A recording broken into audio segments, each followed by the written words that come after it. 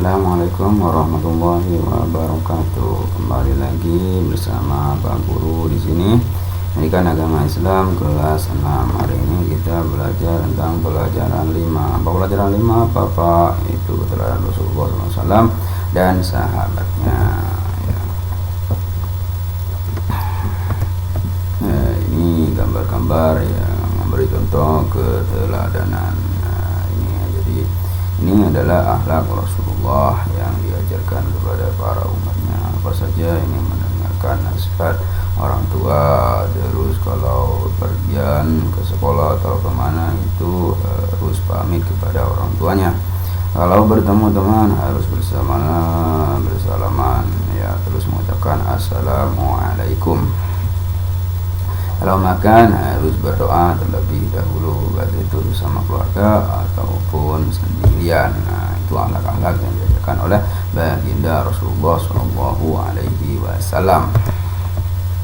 Nah, jujuran yang kasih sayang Rasulullah SAW, Nabi Muhammad SAW, Al-Amin. Nah, Al-Amin ini apa? Dapat dipercaya atau jujur. Kenapa kok mendapat gelar Al-Amin? Nah, dahulu kala ini ada cerita bahwa Nabi Muhammad itu memang dari kecil terkenal dengan kejujurannya, sampai suatu ketika Ka'bah itu dibangun oleh bangsa Quraisy. Nah, dibangun kembali oleh bangsa Quraisy.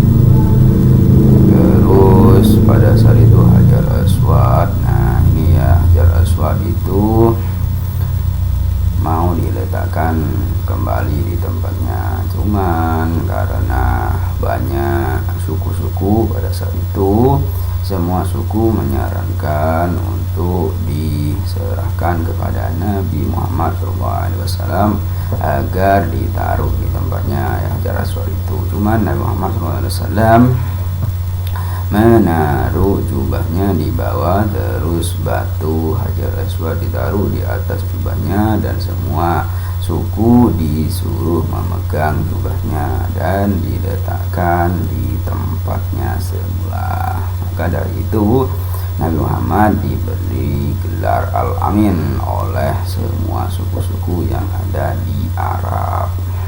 Nah, itu awal mula Nabi Muhammad bergelar Al-Amin, ya. Terus yang kedua, kasih sayang Rasul terhadap anak, keluarga, orang tua, dan masyarakat. Nah, ini ada cerita bahwa dahulu kala pada masa jahiliyah itu anak perempuan itu tidak diinginkan, ada yang dibunuh, ada yang dikubur hidup-hidup, ya. Jadi pokoknya punya anak perempuan itu seperti aib bagi keluarga. Cuman pada masanya Rasulullah SAW, Rasulullah itu sangat menghargai perempuan. Bahkan putrinya Fatimah yang masih balita digendong waktu tawaf mengelilingi Ka'bah, ya. Jadi Nabi Muhammad itu sangat penyayang kepada anak-anak, terus kepada orang tua, kepada yang muda, ya. Itu jadi Nabi Muhammad itu sangat punya sifat kasih sayang. Kemudian Rasul terhadap lingkungan. Nah, ini Rasul terhadap lingkungan. Nabi Muhammad sangat hemat dalam menggunakan air, ya. Tidak usah terlalu menghambur-hamburkan air, bersifat boros kepada air, ya. Karena itu sifat boros itu adalah perbuatan setan. Makanya harus menggunakan air secukupnya pada waktu mandi, pada waktu berwudu, ya, jangan berlebih-lebihan. Muhammad mengajarkan agar tidak melakukan kerusakan di bumi ini, ya. Tidak boleh manusia itu merusak lingkungan, itu tidak boleh. Nabi Muhammad sebagai pembawa rahmat bagi alam semesta. Nah, itu jadi Nabi Muhammad itu diutus untuk seluruh alam semesta, yaitu rahmatan lil alamin. Jadi Nabi Muhammad itu diutus oleh Allah untuk berdakwah kepada seluruh umat manusia, untuk menyembah Allah yang esa. Karena dengan menyembah Allah segala sesuatu itu akan terjalin dengan baik. Nah, terus setelah itu, setelah Nabi Muhammad wafat,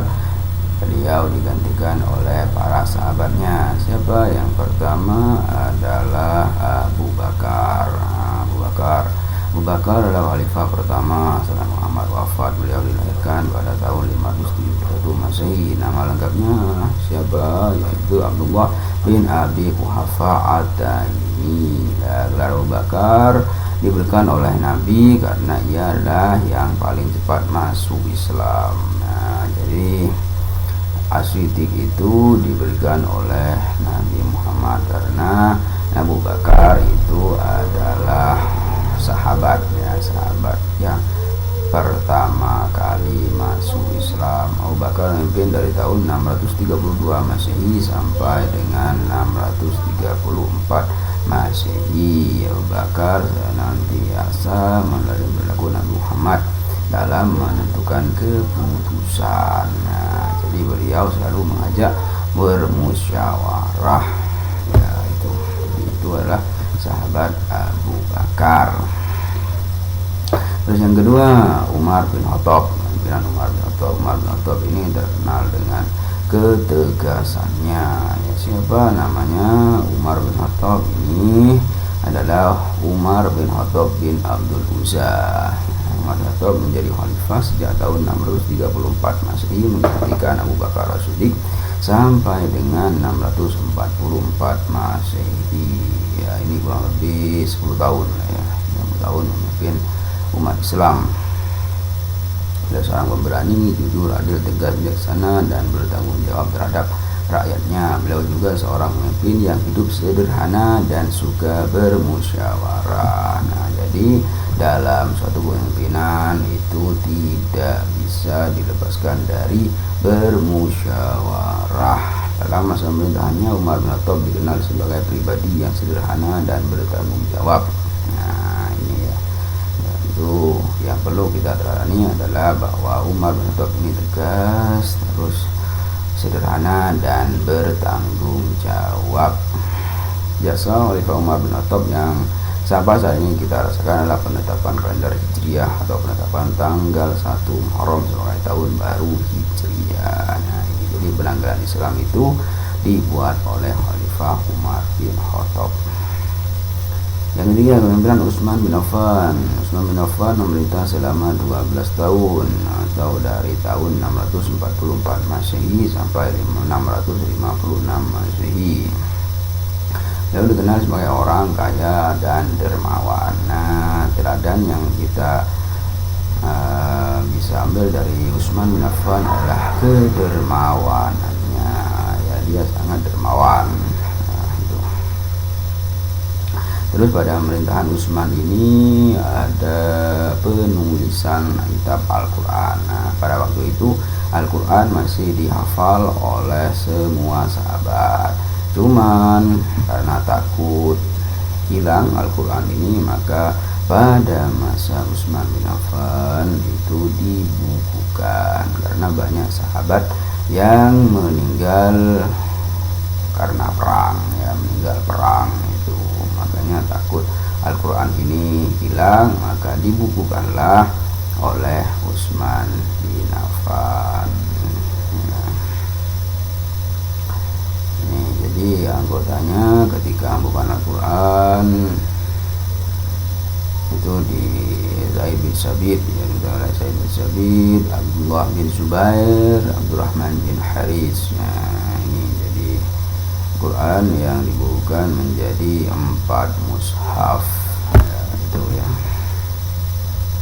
Yang pertama disimpan di Madinah yang disebut mushaf Al-Imam atau mushaf Utsmani, seperti yang kita baca hari ini itu adalah mushaf Utsmani. Yang keempat, kepemimpinan Ali bin Abi Thalib. Ali bin Abi Thalib adalah salah seorang Khalifah Rasyidin yang terakhir. Ali merupakan anak dari paman Rasulullah, yaitu Abu Thalib. Jadi ketika Nabi Muhammad ini meninggal, orang tuanya Abdullah, dia bersama kakeknya Abdul Muthalib. Setelah kakeknya Abdul Muthalib meninggal, maka dia dibesarkan oleh Abu Thalib, yaitu bapaknya Ali, bapaknya Ali bin Abi Thalib. Ali bin Abi Thalib ini menjadi seorang khalifah menggantikan Utsman bin Affan. Pemerintahan Ali lebih kurang 5 tahun, dari 656 sampai 661 Masehi. Ya, selain pemberani. Ali bin Abi Thalib juga seorang pemimpin yang peduli terhadap pendidikan. Nah, jadi teladan yang kita ambil dari pemimpin Ali bin Abi Thalib adalah pemimpin yang peduli, peduli terhadap pendidikan. Nah, itu jadi pemberani juga peduli terhadap pendidikan. Beliau mendirikan madrasah untuk tempat belajar anak-anak. Jadi Ali ini sangat peduli terhadap pendidikan generasi muda.